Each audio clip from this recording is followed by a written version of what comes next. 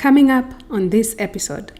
Depending with the target audience that we want to involve in our campaign, we need to go to where they are at. If it is Snapchat, that is where we go to. If it is TikTok, that is the community that we want to target them with. And so that is one of the greatest lessons.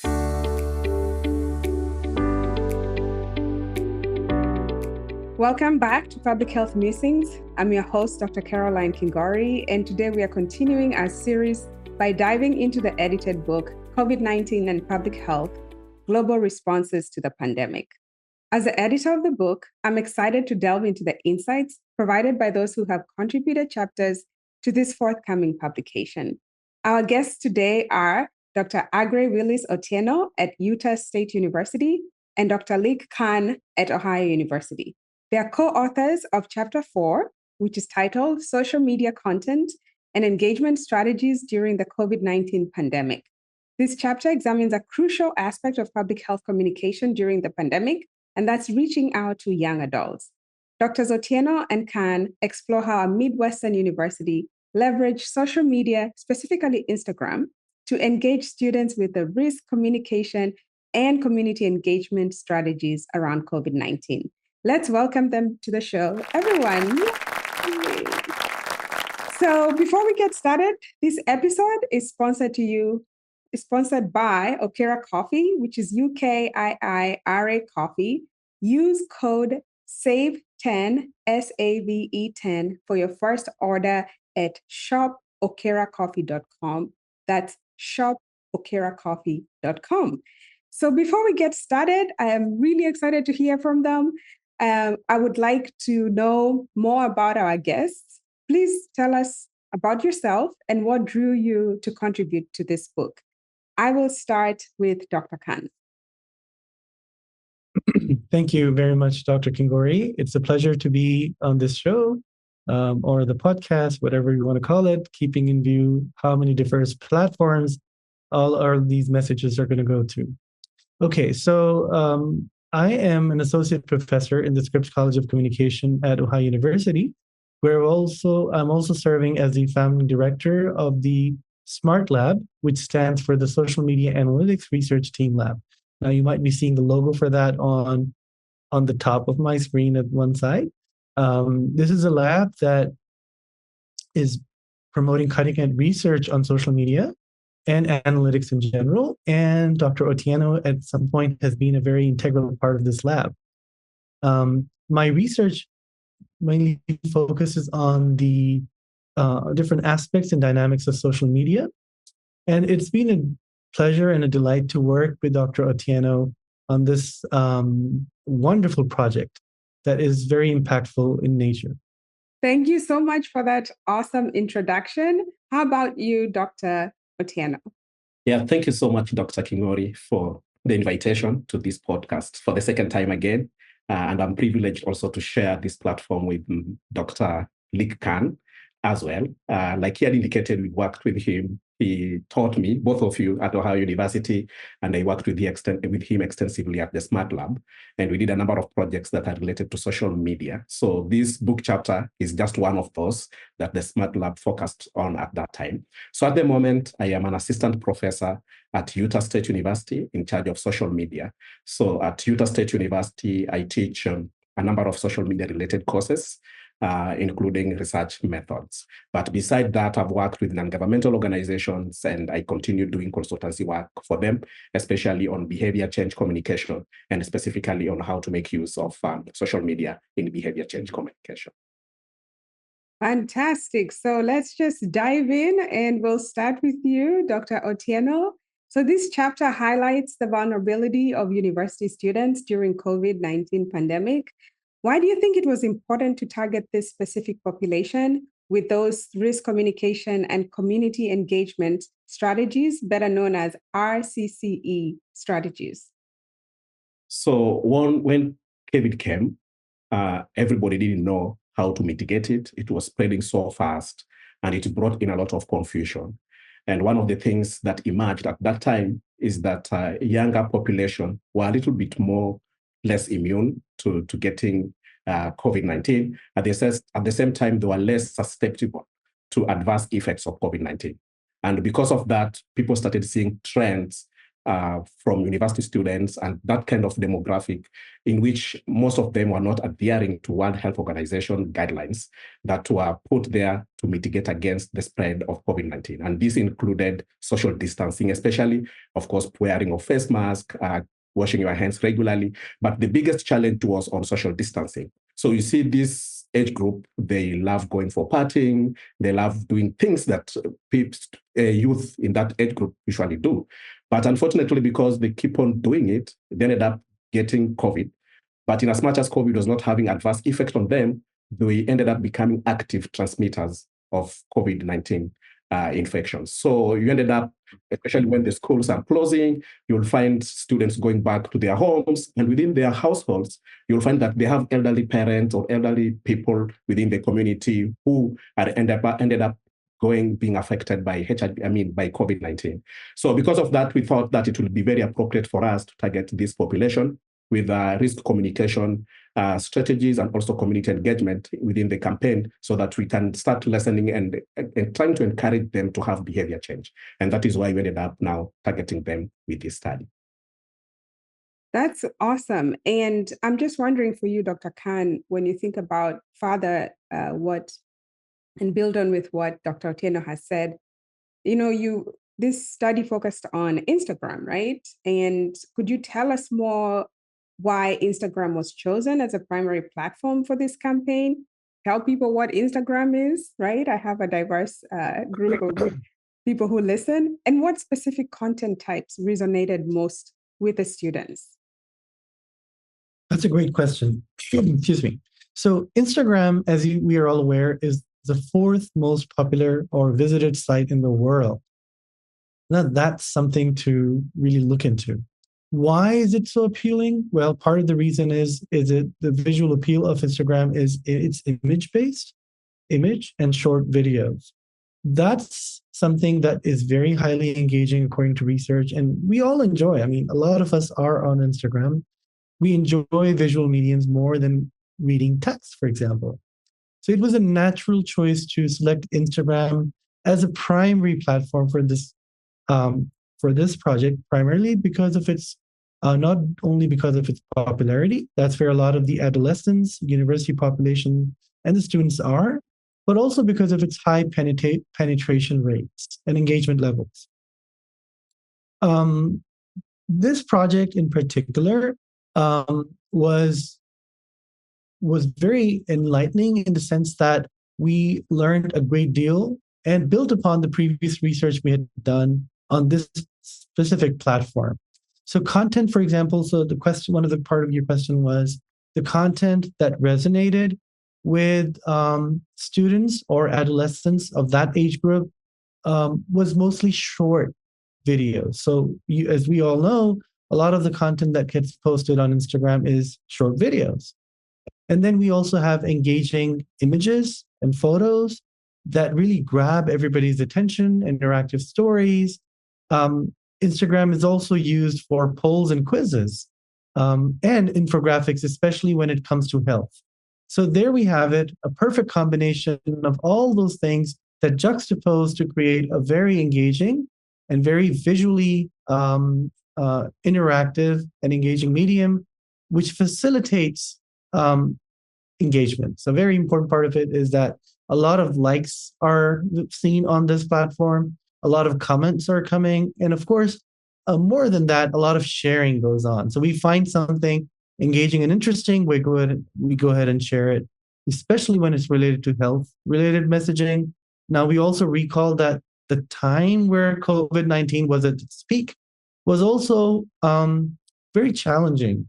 People were not aware what they need to do. So a lot of that information was easily accessible on a site where they already were very active. So that pretty much sums up why Instagram is an ideal platform for studying health-related messaging or any other messaging that can be given on these platforms.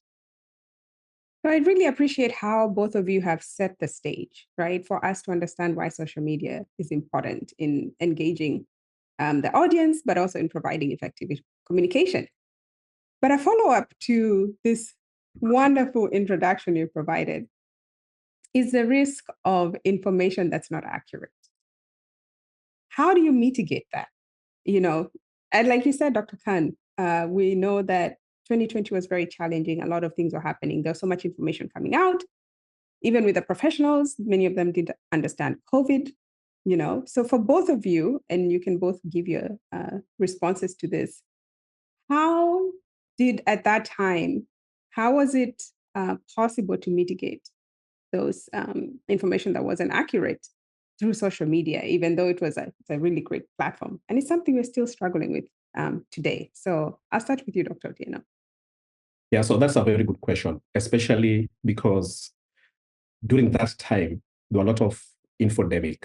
So we had COVID-19 pandemic, but we also had COVID-19 information pandemic. So a lot of information was flying left, right, and center. People are not able to discern which one was truthful, which one was not. And all manner of people ended up becoming experts of COVID in terms of how to mitigate it. And that became a very big concern to people because people did not know, now, which one do we really need to follow? And so one of the things, and that is why we also ended up making use of risk communication and community engagement strategy, because if you look at previous literature, for those interventions that have made use of RCCE as an intervention, as a framework, you've realized that for those that have worked, it's because of a lot of trust. So you have to make sure that there is a high degree of trust in terms of information that you are sharing out there. And so in our study, one of the things that came out is that the information, the content where the information sources that you are attributing, whatever information that you are sharing out there, if it came from authoritative sources, people ended up engaging with it more. So that means that people were making judgments in terms of the kind of information that they were receiving, and they had in mind the type of people that they can believe. For example, we had information where the governor of Ohio was sharing some information. We had information about communication from CDC. So these are organizations that are highly trusted. We had information that you are sharing content from World Health Organization. We had from other sources, for example, administrative officers within Ohio University at that time, or other universities for that matter. So the moment the target audience sees that the kind of information sources that you are making use of are authoritative, then the level of trust starts going up. And then you start seeing engagement. So that is one of the things that we saw coming up in that study. So I don't know whether Dr. Khan has anything to add. Yeah, Dr. Khan. You very rightly summed it up pretty comprehensively, but I would just like to add one thing here. And Dr. Otieno was very succinct and very, at the same time, very detailed in explaining how this was done. But I would just like to point our listeners, viewers, whatever you want to call them, attention to the RCCE framework. Because this is something as academics we are aware of, and that's something we've been implementing in a lot of our research strategies and our projects. But this is something really important, which has practical implications for a lot of people outside academia as well. So RCCE stands for Risk Communication and Community Engagement. What does that mean? Well, the name pretty much says it all. How can we communicate whenever we are in a risk, an adversity, or a pandemic like the COVID-19 one, that we were all in some way or the other impacted by? How do we communicate those risk-related strategies? Because communication is key, like Dr. Otieno was talking about how there was an infodemic. There was so much information flying around. What is real and what is not real? How do we sift through all this barrage of information or a deluge of information and try to make sense of what needs to be done? Now, it's very crucial because if we don't know whether we should be wearing a mask, if we recall, at that time we weren't sure, should we get a vaccine? Which one should we get? Where should we go? Are we supposed to practice social distancing or not? There was lots of conflicting information. Now, if we try to understand this from a theoretical lens, then the RCC framework really helps us understand that. Not only are we supposed to be thinking about our messaging, which needs to be, and I'll discuss that in greater detail, hopefully, is not only needs to be very precise, very clear, and also very much geared towards the issue at hand. It also needs to make sure that we need to make sure as institutions, as individuals, or health agencies that we're engaging the community. So it's not just sufficient to just throw out information there, even if it's the correct information, and just wait for it to do its job. It doesn't work that way. We need to make sure that we understand the dynamics of social media engagement. We need to understand what resonates with people. Why would they pay attention to us? And once we understand that, we are able to better cater to the needs of our audiences and ensure that the pandemic or any other risk or adversity is taken care of and dealt with in a way that's professional, at the same time that's not causing loss of life, and it's actually saving lives. So that's what it really boils down to. And hopefully that adds to what Dr. Atieno just discussed. That's really wholesome from both of you, having to follow up with the base that you provided.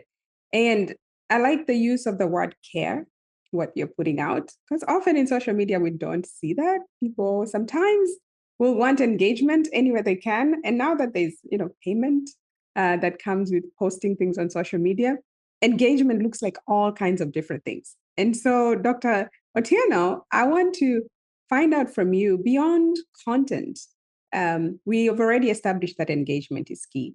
So how did the university's campaign encourage students to interact with the information and become active participants in preventing the spread of COVID-19 in the institution that you looked at? Yeah, so one of the things that came out very strongly is the use of influencers. So, and again, like Dr. Khan had said, the other component of RCC is community engagement. And it is more of not just engaging them by sharing information and getting information back from them, but also involving them in the real campaign, doing the real thing, the real interventions. So one of the things that we saw is universities identified influential stakeholders within the university, within their community, and some of them were students. And these students were involved as peer educators to reach out to other students. And so you could see these local influencers, they are very, very active online, but they were also very active offline.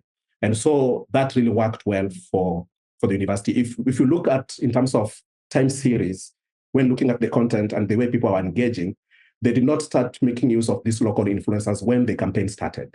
But as they monitored, I presume, then we could see at some point in the intervention, they ended up now incorporating the use of influencers that they called peer support educators. Then we started seeing the engagement level also going up.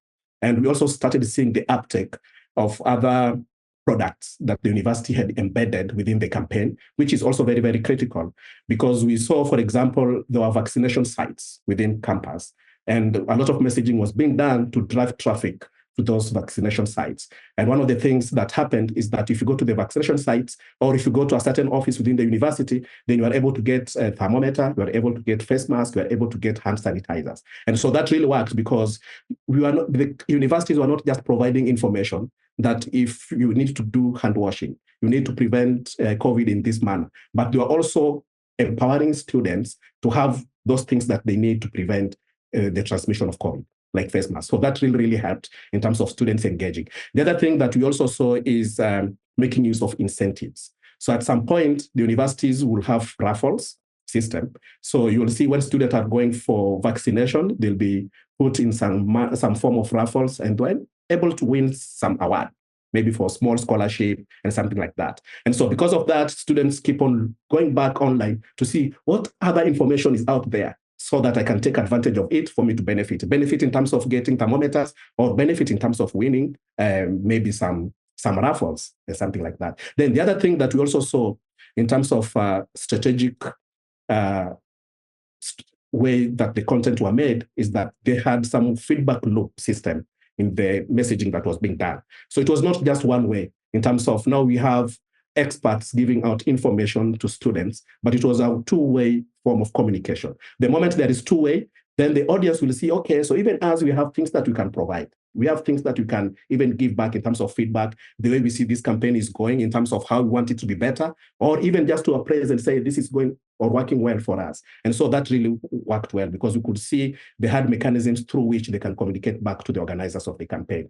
So most of the communication strategies that we saw and some of the social media posts, they were also inquisitive in nature. So just not asking you for feedback, but they're also making people to want to engage. So engaging went beyond liking and resharing, but also replying and responding, and maybe filling up some forms that were there online. But again, one of the other things that we saw, because of social distancing, it means a lot of campaigns had to be done online. And so one of the other techniques that the organizers made use of successfully is live streaming. So the moment there is a live streaming event going on, like Dr. Khan had indicated earlier, if you look at the study that we did, all those posts that had images or even short videos, they really worked very well in terms of engagement. But again, you saw they used those ones to mobilize students to also participate in online live streaming events. And so you'll find people having some panel discussions and that kind of things. So we saw a deliberate effort from the organizers of these campaigns trying to move out from online to offline to do real intervention on the ground in terms of people having behavior change amongst themselves. I love that perspective, because what I've gathered from that is there's really no one way, right? Even in public health, we talk about being comprehensive, looking at health from a multidimensional perspective. Engagement seems to be the same thing. We want to engage people in health, we give them freebies. We, have that feedback loop, because we go out and do a needs assessment and talk to them. And I appreciate that in communication and in trying to engage these students where COVID prevention is concerned.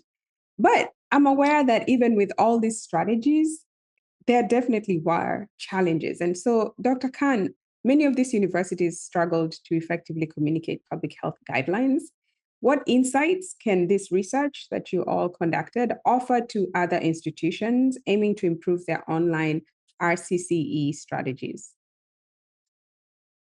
Okay, so any RCCE strategy or strategy in particular, when it's related to health, should be tailored and adapted to the unique circumstances of that environment. And Dr. Otieno really pointed towards that reality very well. I mean, we were witnessing how, live streaming really worked. There were times when social distancing was in place and that couldn't be done. And then those are the instances where we have to be very flexible in terms of how we want to deal with the target audience. So understanding the target audience and their behavior, understanding and taking care of the preferences and needs that they have is one of the first steps that we need to take when we implement any health strategy. So that would be number one. A multi-channel approach. So it's very important to also have a broader lens into understanding this phenomena, where we need to move outside Instagram if needed. Now, when we think about Instagram, it's a wonderful medium. It offers a lot, but there are instances where we might need to go where the audiences are, and they might be on other platforms like TikTok or Snapchat, which means that we're not looking at images at that point. We're not looking at infographics, but our focus shifts towards more heavily on short form videos. So that's the second thing. Now, the third important thing is that which is pretty much universal, messaging should be consistent, clear, credible. It should leverage influencers, and that's something Dr. Otieno was also mentioning. It should be relatable. It should be visually engaging, and something that students or any other younger audience might be dealing with this challenge, which is shorter attention spans, where there are so many other options to go to. So how do we make our content appealing that they're going to stay and listen to that or read that? Breaking through the clutter is really important, because ours is not the only channel that they might be following. There are lots of other things that they're very interested in for that age group. So which leads us to the strategy that we need to offer, which is applicable across the domain, which is regular updates, real-time engagement with students, Q&A sessions, feedback loops, and so on. So these are some of the steps that can enhance the communication effectiveness. And this, pretty much what I just said builds upon what Dr. Otieno was mentioning. But these are important things to consider if we really want our strategies to be successful. So to follow up, I'm wondering, you talked about having targeted strategies, right, that are multi-level. So college students, they're not the same, right? They come in all different, they are diverse in many, many ways. Yes, they are on social media, but when you're doing RCCE, are you considering the age? Are you considering whether it's a sophomore or a freshman?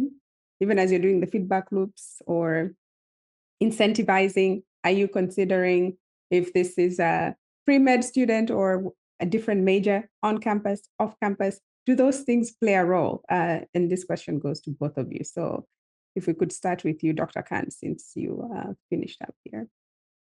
Sure. So when we talk about providing customized solutions or customized messaging, then all these factors certainly play a role. Now, when we're trying to explain it to a layperson and the audience is outside academia, then it's very understandable that we will be not as detailed. We will understand that they know what we're talking about. But when we're talking about laypersons, which might be outside academia, this calls for greater detail. And this calls for more coming down to their level in making them understand. From a non-academic perspective, it's pretty obvious that we wouldn't be paying too much. We will be implementing the RCCE in principle, but we might even not mention we're doing the RCCE because they'll be like, what's that? Because that's going to bring in confusion. And going back to your example about sophomores or which level they're in, let's say grad students, would that vary? It can vary depending on which student population we're addressing. And this ties into something which I will just briefly touch upon, is the role of authority and credibility. How are we approaching them? So are we taking the services of, let's say, influencers? Or are those health, the messaging that's coming from a credible source? Now, that's something that's across the board. No matter who's looking at that message, they should be assured that what is coming your way is actually coming from a credible source and not just from anywhere that they can also get access to. Yeah, that's right. So maybe just to add on to what Dr. Khan has just mentioned, I happened to be in one of the committees in one of the universities that was tasked with the mandate to do this, the actual intervention, besides just doing the research. And so what I noticed happening is that because we've talked about some of the principles that are very key for RCCE to work. And one of them, like Dr. Khan has mentioned, we mentioned here, is feedback loops, getting feedback from the community. And so that open communication is very important. And because it was open in some of these universities, some of the things that were emerging is the target audience are able to communicate their needs back to the organizers, to the people who've designed the interventions. And for example, one of the needs that emerged, and that goes back to your question in terms of the different people within the audience that is being targeted. And they have different needs for sure. And this is one example. So we realized that international students were affected differently. So that is another target audience there. And then there were those international students who are undergraduate students. And these undergraduate students, they were being housed within university residential spaces. And because COVID came, everybody had to go home. We are doing social distancing. Then it means they had to go somewhere. At the same time, we had international flights were not going on at that time. So where do they go to? So because of this feedback loop, we are doing a lot of risk communication campaigns and community engagement strategies. But again, the target audience is telling us, but hey, we are trying to do social distancing, but these are some of the emerging concerns and problems that we are facing. And because of that, the universities were able to come up with countermeasures to address those issues because of the feedback loop. Then another thing that was happening, like we had mentioned when we started, is that social distancing was a problem for university students. They wanted to continue mingling.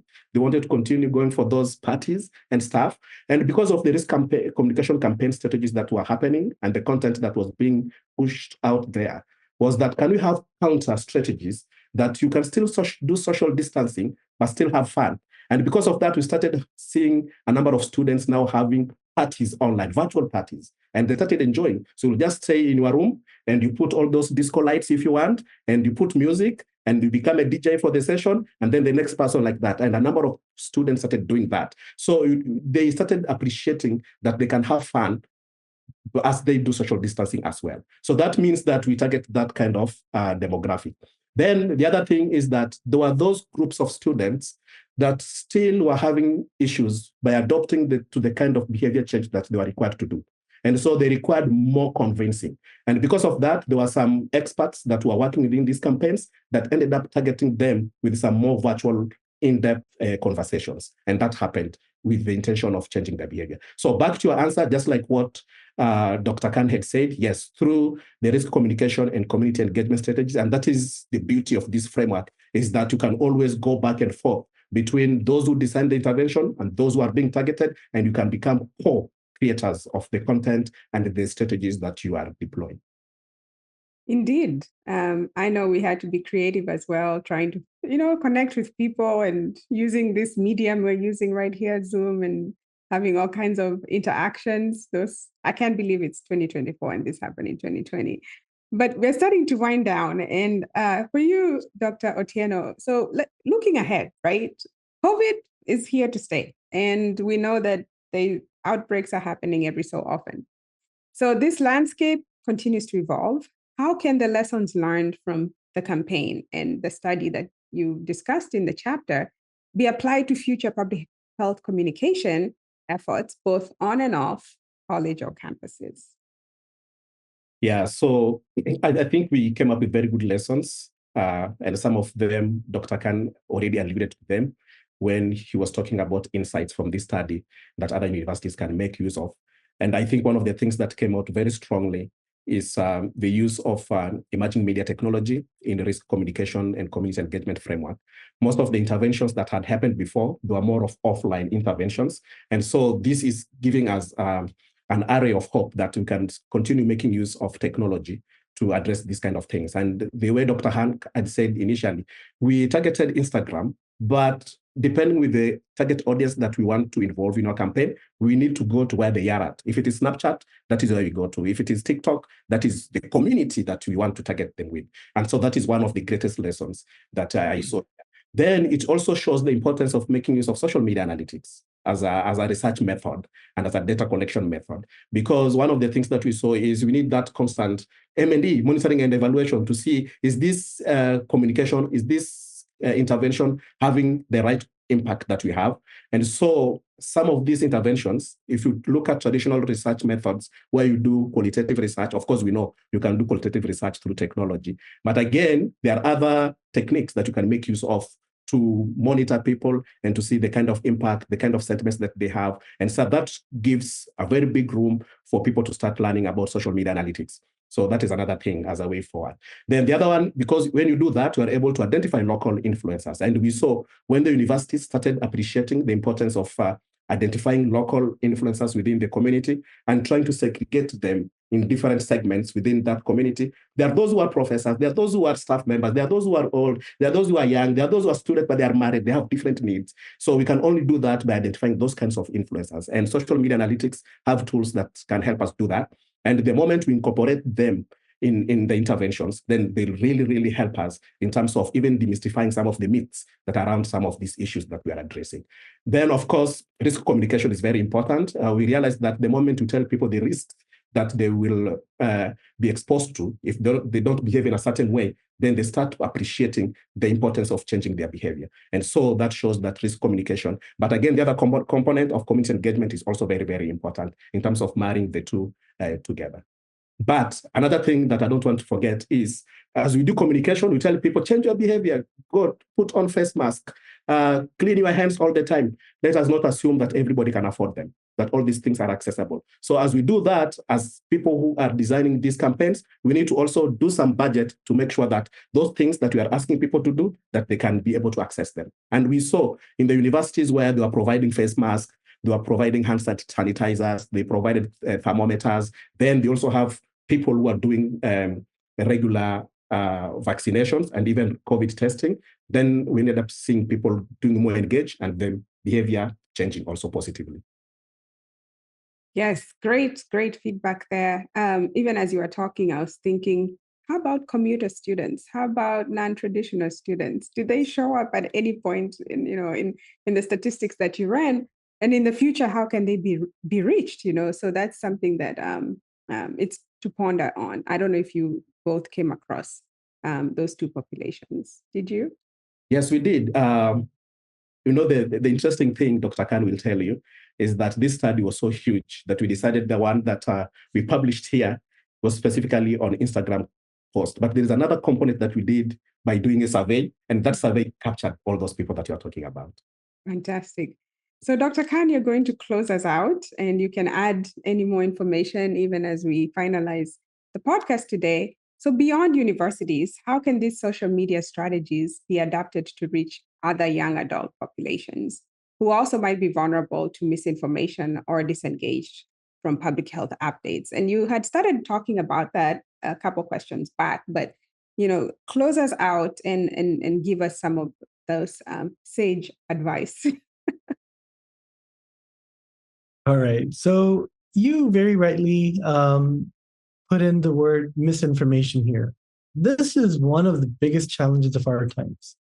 While we are blessed with all the wonderful things that social media provides, and besides entertainment, so not only entertainment, but information sharing, information, job opportunities, health, and whatnot. The very fact that we're communicating through a medium, which is online, it's wonderful from different places, different backgrounds. It's just amazing what can be done with it. But here comes the problem. We're also dealing with a lot of misinformation that comes in, and a lot of that could be misinformation or disinformation, which I would like to at least differentiate that some of it could be very done on purpose, and others not. Nobody intended it to be like that, but it just became like that because of lack of information. And within pandemics and disasters and emergencies, one of the biggest casualties is truth, right? A lot of times that truth is something that is very hard to find because people are confused, they're worried, they're not sure what to do, and we're always in search of what we can trust. And I'd like to conclude with this word here. Trust is one of the biggest elements that can deal with misinformation, that can fight misinformation. But where does it come from? It's a commodity that's not in a great deal of supply. It's in short supply. But trust has to be engendered. And that trust has to be engendered not only with personalities, but also very much with institutions and organizations. So there are two major components of trust. One is, like I said, we were a while back talking about how influencers and important personalities can play a role in sharing the right information and sort of mitigating the negative effects of misinformation. But the other important part, which of course we can find, like our study also said that when we have local influencers or local personalities, we can also talk about national or international media personalities or entertainment sector, people from there, how they can come in because people listen to them. There's a great deal of research about parasocial interaction, how when we watch somebody on TV, we feel we know them, right? We feel so connected to them. And that is very much applicable to this case as well. So finding those personalities and bring them on board can really help. And it did help during the pandemic. We saw lots of wonderful personalities coming forward and talking about all the different strategies we can adopt to take care of our health in a collective manner. But the second thing is what I would like to conclude with. How can we bring in institutions and organizations that people can trust? Now that's where, when a message comes from the very top level of the university or the official account of the university, that is more likely to be, at least in principle, more likely to be trusted than something coming from, let's say, a student group or just a group of people who decide to talk about this, which is very good and welcome, actually. Those are wonderful things. But it's really important for institutions and organizations, and those can be government, they could be youth-focused, they could be NGOs, they could be entertainment brands. That really broadens the reach and credibility of public health campaigns. And I think that's where I'd like to end up with, and end the session with, the answer to your question, hopefully, that public health campaigns can only be successful when we have trust as the main ingredient that is often or sometimes missing in many of these scenarios. And trust is something that has to be engendered. It has to be built over a period of time. So we need to have personalities, number one. And I'm just summing it up again. Organizations, they could be any types, that have to be there in such situations that they come forward and they come up with the right messaging, and we're there to listen to them because we feel that we can trust them. That is the best way we can deal with misinformation. Fantastic end to that. Any other comments you want to add as we close down the podcast today? This was so fascinating. I always get excited about health communication. Yes, there's lots of exciting stuff coming in the next few months. We actually are working. We haven't stopped working. We have looked at our data. We are actually coming up with a wonderful study, which is going to be published in a journal. So I'm going to keep it there. Hopefully, when that comes out, it's going to be very groundbreaking in the sense that it really sums up all that we've talked about and also all that we've found in our data that we did not discuss here. And it's going to be out there for our audiences. So, Dr. Otieno, you'd like to add something regarding that? I think you said it super well. Nothing to add. Fantastic.